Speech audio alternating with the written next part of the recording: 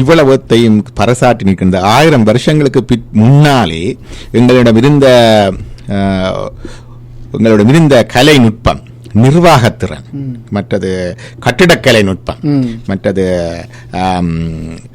அந்த சட்ட நிர்வாகம், நீதி வழங்கல் போன்ற எல்லாவற்றுக்கும் ஒரு பறைசாற்றுகின்ற ஒரு லிவிங் மொனுமெண்டாக இந்த தஞ்சை பெரிய கோயில் இருந்திருக்கின்றது. இதை பார்வையிடாதவர்கள் நிச்சயம் போய் ஒரு பார்வையிட வேண்டும். தமிழக பிறந்தவர்கள் எல்லாருக்கும் தம்முடைய பெருமையை பார்ப்பதற்கு ஒரு வாய்ப்பு. என்றால் பிற்காலத்திலே கட்டப்பட்ட பல கோயில்கள் எல்லாவற்றுக்கும் முதல் ஆரம்பம் இந்த தஞ்சை பெரிய கோயில். இந்த கோபுரம், விமானம் போன்ற அமைப்புகளூடாக கல்லினூடாக கட்டப்பட்ட அதுக்கு முதல் குடவரை கோயில்கள் இருந்தன. அதாவது பாறையை குடைந்து அமைக்கின்ற கோயில்கள் இருந்தன. அப்போ இந்த இதில் இருந்து இந்த கல்லினாலே கோயில்கள் அமைத்து இந்த குடமுழுக்கு செய்கின்ற ஆரம்பத்துக்கு எங்களுடைய தமிழருடைய பாரம்பரியத்திலே ஒரு முதல் அடி எடுத்து வைத்தது இது என்று சொல்லலாம். மதுரை மீனாட்சி அம்மன் கோயிலை எடுத்துக்கொண்டால் அது நான் நினைக்கிறேன் தஞ்சைக்கு முற்பட்ட கோயில், இதுவிட பழமையான கோயில். அது கடம்பவனம் புராணத்திலிருந்து திருவிளையாட புராணத்திலிருந்து கூறப்படுகின்றது.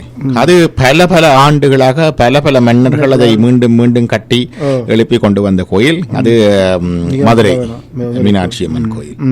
ஆனா அந்த கட்டிடக்கலையினுடைய சிறப்பு என்று சொல்லுகின்ற பொழுது தஞ்சை பெரிய கோயில் வருகின்றது. இது சோழ சாம்ராஜ்யத்துக்குரிய ஒரு கோயிலாக இருக்கின்றது. அது பாண்டியர்களுடைய கோவிலாக இருந்திருக்கின்றது. அப்ப இன்றைய இந்த காலகட்டத்திலே நான் பார்க்கும் பொழுது அந்த கட்டிடக்கலைக்கு ஒரு மெருகூட்டுகின்ற ஒரு நிலைமையை நாங்கள் பார்க்கிறோம் இந்த தஞ்சை பெரிய கோயில். அது மாத்திரமல்ல, தமிழர்களுடைய அந்த கட்டிடக்கலை நுட்பங்கள், இவ்வளவு நுட்பங்கள் தெரிந்த சிற்பாஸ்தரிகள் அந்த நாட்களில் வாழ்ந்திருக்கிறார்கள் என்றால் அது தமிழனுடைய பெருமையை எடுத்து கூறுகின்ற ஒரு சிறப்பான சின்னம். உண்மை. இதற்கு பிற்பாடு அவனுடைய மகன் கங்கை கொண்ட சோழபுரம், அதிலே அங்கே இன்னொரு கோயில், அது இதே மாதிரியான அமைப்பு சற்று வித்தியாசமானது. சொல்லுவார்கள் இது ஒரு ஆண் தன்மையுடைய கோயில், அது ஒரு பெண் தன்மையுடைய கோயில் என்று சொல்லுவார்கள். ஒரு நளினம் வாய்ந்த கோயிலாக கட்டியிருக்கிறார்கள். அதையும் சென்று பார்வையிடலாம். இவையெல்லாம் நமது வரலாற்று பொக்கிஷங்கள், வரலாற்று சின்னங்கள். இதை நாம் பெருமைப்பட வேண்டும். நான் நினைக்கிறேன் இந்த யுனெஸ்கோ நிறுவனம் இதை ஒரு அருங்காட்சியகமாகவும் பாதுகாப்பு கொடுக்க வேண்டிய ஒரு நிறுவனமாகவும் பிரகடனப்படுத்தி இருக்கின்றது. அது உலகத்திலேயே அது ஒரு இது. ஆனால் இதில் என்னென்றால் இந்த உலக அதிசயங்களில் இது ஒன்றாக ஏற்படவில்லையே என்று பலருக்கு ஒரு ஏக்கம் இருக்கத்தான் செய்கிறது. தமிழர்களுக்கு உலக அதிசயங்கள் இருக்கின்றன. அதிலே தஞ்சை பெரிய கோயில் ஒன்று, ஆவுடையார் கோயில் ஒரு இருக்கின்றது, மற்றது இது மாதிரி நிறைய இருக்கின்றன அங்கே. ஆனால் உலக பிரசித்தி பெற்ற அவர்கள் அதை கணிப்பில் எடுக்கவில்லை. நான் நினைக்கிறேன், எனக்கு ஞாபகம் இருக்கிறது, இந்த 7 அதிசயங்களை அவர்கள் திருப்பி மீள்வார்வை செய்த போது மதுரை மீனாட்சி அம்மன் கோவிலுக்கும் பலர் விதந்துரைப்பு அனுப்பியிருந்தார்கள். அது நான் நினைக்கிறேன் 10ஆவதாகவோ 8ஆவதாகவோ வந்த எனக்கு ஞாபகம். நன்றி, ஒரு 4-5 வருடங்களுக்கு முன்பு ஒரு நிறுவனம், யுனெஸ்கோ நிறுவனத்தை சார்ந்த ஒரு நிறுவனம் இவ்வாறு அதை மீள்பார்வை செய்வதற்கான சில இதுகளை எல்லோரிடம் இருந்து அதில் அவர்கள் இன்டர்நெட் மூலமாக அறிவிக்கக்கூடிய ஒரு வாக்களிப்பு ஒன்றை நடத்தினார்கள். அதிலே வந்த இதில் பலர் இங்கிருந்த பலர் பங்கு பெற்றி இருக்கிறார்கள். அதிலே நானும் பங்கு பெற்றினேன். அதிலே நான் பார்த்தேன், எங்களுடைய இந்த மதுரை மீனாட்சி அம்மன் கோவிலுக்கு 8வது இடமோ 7வது இடம் கொடுத்திருக்கிறார்கள். அந்த 7 இதுக்குள்ள வரை இல்லை. அது ஒரு மிகவும் துரதிர்ஷ்டவசமானது.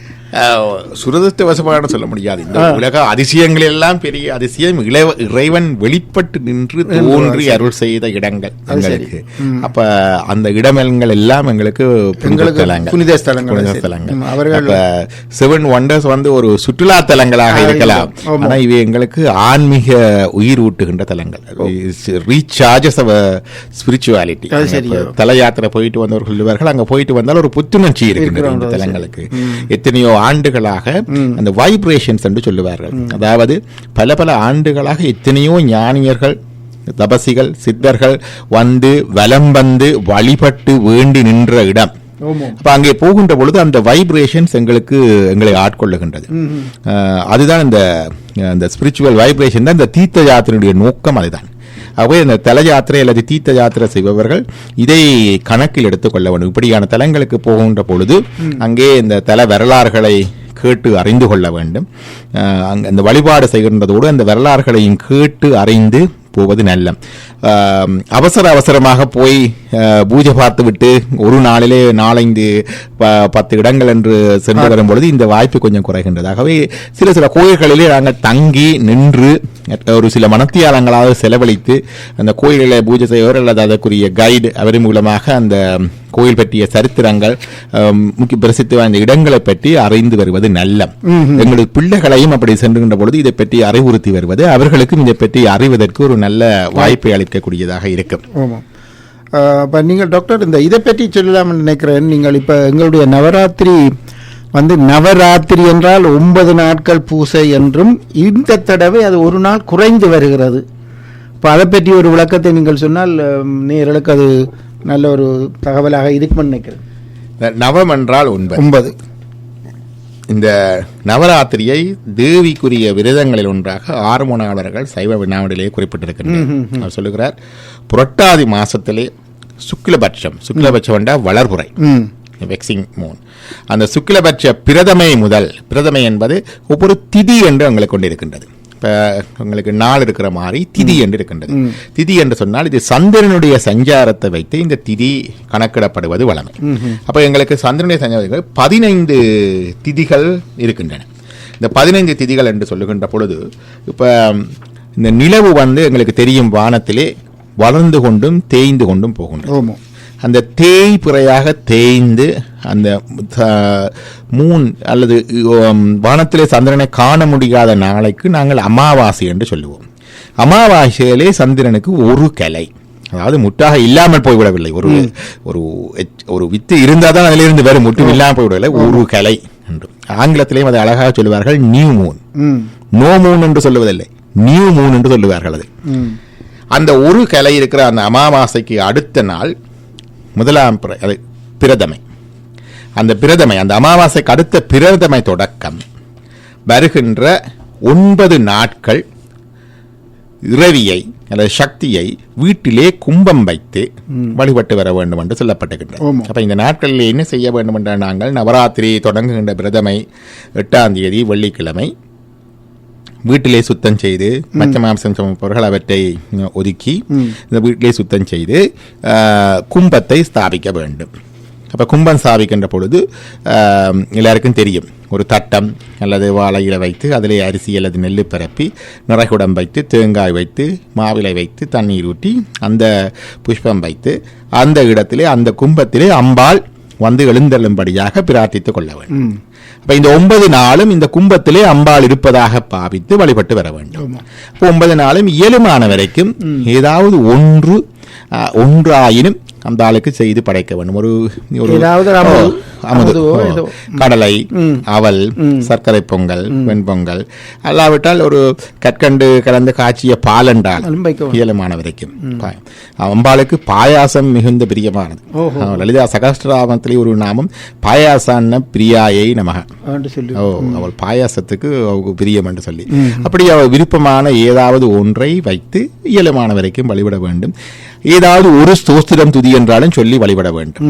இதை செய்து கொண்டு வருவதனால வீட்டில் இருக்கிற பிள்ளைகளும் பார்த்து வளருவார்கள், வீட்டிலே மங்களம் பெருகும். அம்பாள் இருந்தால் அம்பாள் தான் சரஸ்வதியாக இருந்து கல்வியை தருபவள், அம்பாள் தான் லட்சுமியாக இருந்து செல்வத்தை தருபவள், அம்பாள் தான் துர்கையாக இருந்து வீரத்தை தருபவள், அம்பாள் தான் சக்தியாக இருந்து ஞானத்தையும் தருபவள். அப்ப இந்த சகலத்தையும் தருகின்ற நிறைவான மங்களம் அம்பாள்.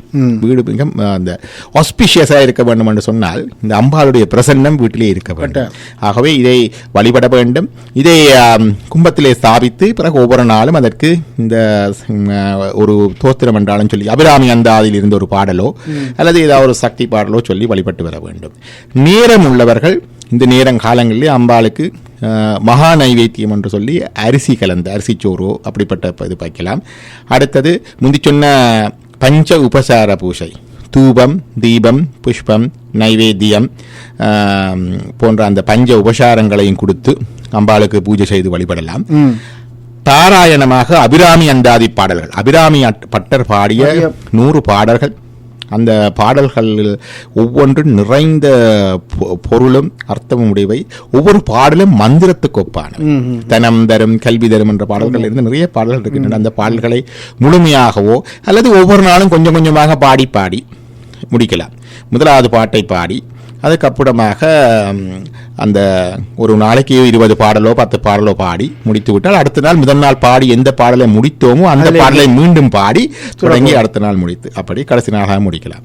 அதே மாதிரியாக கொஞ்சம் பரிச்சயம் உள்ளவர்கள் லலிதா சகஸ்ரநாமம் சொல்லலாம். அதில் 1008 நாமங்கள் இருக்கின்றன. மிகவும் சக்தி வாய்ந்தது. அதை சொல்லுவதனால வீட்டில் நிறைய மங்களம் உண்டாகும், கடன் தீரும், வீட்டில் இருக்கிற தம்பதிகளுக்கு இருக்கிற பிரச்சனை தீரும், பிள்ளைகள் நல்வழியிலே வருவார்கள், வீட்டிலே தெய்வ சக்தி குடிகொள்ளும். தெய்வ சக்தி குடிகொண்டால் துர்சக்திகள் எல்லாம் போய்விடும். சரி, அது லலிதா சகஸ்ரநாமம் சொல்லி வழிபடலாம். அல்லது லலிதா திரிசதி என்று சொல்லி 300 மந்திரங்கள் இருக்கின்றன, 300 நாமங்கள், அதை சொல்லி வழிபடலாம். அல்லாவிட்டால் கொஞ்சம் பரிச்சயம் உள்ளவர்கள் சங்கராச்சாரியார் சௌந்தர்ய லஹரி என்று சொல்லி 100 பாடல்கள் பாடியிருக்கிறார்.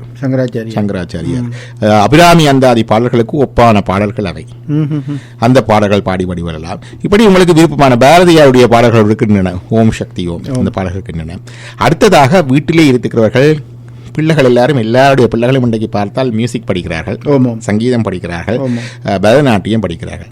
இதை படிப்பதன் நோக்கம் எங்கேயோ ஒரு மேடையிலே நாங்கள் யாருக்கோ ஆடி காட்டி அதை படம் எடுத்து வைத்திருப்பதற்கோ அல்லது விளம்பரப்படுத்துவதற்கோ அல்ல.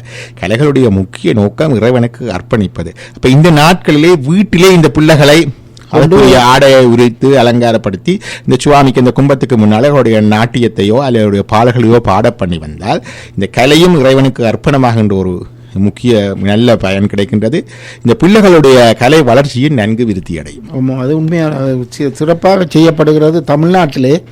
ஆனால் இங்கே நாங்கள் புகலிட வாழ்விலே வேட்டியெல்லாம் மறந்து மேடையேற்றத்தோடு நிறுத்திக் கொள்கிறோம். மேடையேற்றத்தை மட்டும்தான் முக்கியமான நோக்கமாக கொள்கின்றோம். அப்படி என்று இல்லாமல் இந்த இறைவனுக்கு இதை அர்ப்பணிக்கின்ற ஒரு விதமாக இதை எடுத்துக்கொள்ள வேண்டும். ஆனால் சில அதாவது இந்த கவின்கலைகளை படிப்பிக்கின்ற பாடசாலைகளில் அதை நடத்துகிறவர்கள் இவ்வாறான விழாக்களிலே விஜயசாமிக்கு முன்னாடியும் பின்னாடியும் செய்கிறார்கள். ஆனா இந்த வீட்டிலே கேட்கின்ற சலங்கை ஒலி, அதான் தாள ஒலி, மற்றது மியூசிக், அதாவது இந்த வீட்டை நிரப்ப வேணும். 3 விதங்களால் நிரப்பலாம். ஒன்று இந்த சத்தம், இனிய பாடல்களினாலே, மந்திர ஓசைகளினாலே, மணி அடிக்கிறது, வீட்டுல மணி அடிச்ச பூசையினால, தாளம், இந்த தாளம் போடுகின்ற பொழுது, தாளம் போட்டு பாடுகின்ற பொழுது, கைதட்டி பாடுகின்ற பொழுது அந்த பாடினாலே ஒளியினாலே நிரப்பலாம். இரண்டாவதாக தீபமேத்தி விளக்கு வைத்து அந்த வெளிச்சத்தினாலே நிரப்பலாம். மூன்றாவதாக சுகந்த தூபமிட்டு, சாம்பிராணி புகை அல்லது நல்ல நறுமணம் உள்ள தூபமிட்டு அதை அந்த வீட்டிலே நல்ல வாசனை உள்ள இடமாக நிரப்பலாம். இந்த 3ஐ தவிர வேறு ஒன்றாலுமே வீட்டை நிரப்ப முடியாது. எங்கு நிறைவான பூரணமான அம்பாளுக்கு சொல்லுவார்கள் பூர்ணமத பூர்ணமிது, அதுவும் பூர்ணம் இதுவும் பூர்ணம். நாங்கள் ஒன்றை நிறைவாக கொடுக்க வேண்டும் என்றால் இந்த வீட்டை இந்த 3ஐயும் கொண்டு நிரப்ப வேண்டும். இறைவனுடைய பாடல்கள், இறைவனுடைய நாமங்கள், இறைவனுடைய பூஜை ஒலி, அதுக்கு தூப தீபம், மற்றது அவற்றினாலே இந்த நிரப்பக்கூடியதாக இருக்கும். அவனுடைய இந்த வீட்டிலே இந்த பிள்ளைகளை நாங்கள் ஒவ்வொரு நாளும் இதை இந்த நவராத்திரி காலத்தில் என்றாலும் பாடல் சங்கீதம் பாடுகின்ற பிள்ளைகள் அதை பாடித்து, இது சங்கீதம் என்றால் தமிழ் சங்கீதம் மட்டுமல்ல, வெஸ்டர்ன் மியூசிக்காக இருக்கலாம் அல்லது பலே டான்ஸாக கூட இருக்கலாம். அதை அரவனுக்கு முன்னாலே அது ஒருக்கா பாடி காட்டி அதை ஒரு பிள்ளைகளுக்கு ஒரு ஊக்குவிப்பு. மற்றது வீட்டிலேயும் அது அந்த அம்பாள் பிரசன்னமா இருப்பா. அதனுடைய விளக்கம் உங்களுக்கு பிறகு அதுக்கு பிறகு தெரியும். இப்ப இந்த 9 நாட்களும் இந்த கும்பம் வைத்து வழிபட வேண்டியது சிறப்பு. இனி கடைசி நாளாக விஜயதசமி அன்று நிச்சயமாக ஒரு நல்ல நைவேத்தியம் அல்லது இனிய தின்பண்டங்கள் படைத்து குழந்தைகளுக்கு கொடுத்து வழிபடுவது ஒரு எங்களுடைய மரபாக இருக்கின்றது. அப்ப இதை எல்லாரும் வழிபட்டு வர வேண்டும். இந்த இதிலே ஒரு கேள்வி வருகின்றது, வழமையாக 9 நாட்கள் வருகின்றது, இன்றைக்கு ஏன் 8 நாட்கள்? இது பல பேர் கேட்கின்றது. இந்த திதி என்பது சந்திரனுடைய சூரியனுடைய சஞ்சாரத்தை அடிப்படையாக கொண்டதுதான் இந்த திதி. 15 திதிகள் இருக்கின்றன. அதுல முதலாவது திதி ஒரு அமாவாசைக்கு பிறகு வருகின்ற முதலாவது திதி பிரதமை, 2வது திதி துதியை, 3வது திதி திருதியை, திதி என்றால் 3, 4வது திதி சதுர்த்தி, சதுர் என்றால் 4, 5வது திதி பஞ்சமி, 6வது திதி ஷஷ்டி, ஷஷ்டம் என்றால் 6, ஷண்முகன் என்று சொல்லுகிறோம், 7வது திதி சப்தமி, சப்த மாதர்கள் சப்த கனிகள் 7 சப்த ராகங்கள். ஓ. 8வது திதி அட்டமி